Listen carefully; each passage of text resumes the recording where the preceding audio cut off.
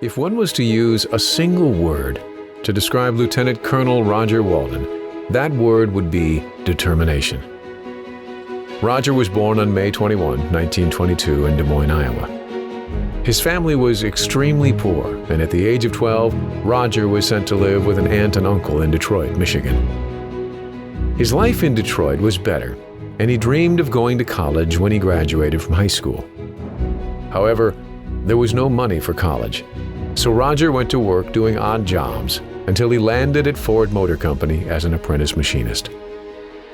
Lieutenant Colonel Roger Walden tried to enlist in the U.S. Army Air Corps shortly after Pearl Harbor happened on December 7, 1941. At that time, they were not taking black flyers. So he went back to his job making war munitions and vehicles. And the following year, on December 7th, 1942, to beat the draft that was coming, he enlisted in the regular U.S. Army. Roger Walden was first sent to Camp Atterbury, Indiana, then down to Fort Huachuca, Arizona, to form the 92nd Division of the U.S. Army. The 92nd Division was an all-black division. At this time, during World War II, our Army was still a segregated Army. While at Fort Huachuca in Arizona with the 92nd, a recruiter came by. The U.S. Army decided that they were going to try an experiment. They wanted initially 20 black soldiers to take parachute training and become paratroopers. Roger was one of the first volunteers. 20 men were selected and sent to Fort Benning for jump training. Roger later related, "The training was rugged and hard, but designed to make you want to succeed." And he did succeed. In February 1944, Roger Walden and 15 other men, of the 20, became the first black paratroopers when they received their coveted jump wings. These 16 men were to the paratroopers what the Tuskegee Airmen were to the Air Force.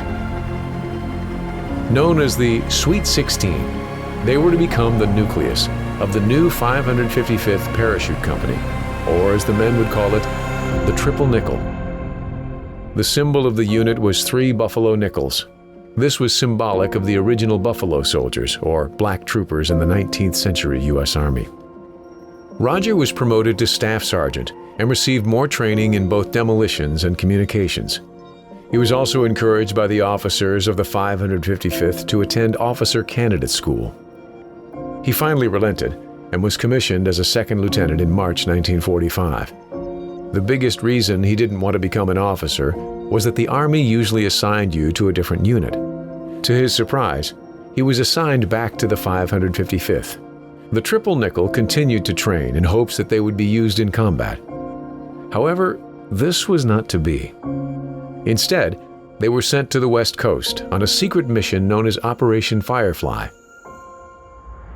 The Japanese were sending over balloons that had munitions on them that would be dropped over the continental United States. But they were loaded with not only regular bombs, but also incendiaries. These men of the Triple Nickel were sent up to Oregon to become smoke jumpers. A smoke jumper was basically a firefighter, a forest firefighter. They would jump by parachute from airplanes and then fight the fire where they landed. When Roger was with the smoke jumpers, the mission was so secretive. The U.S. government feared that the U.S. population would panic if they found out that Japan could hit us on our shores. The U.S. government did not want to cause fear and panic.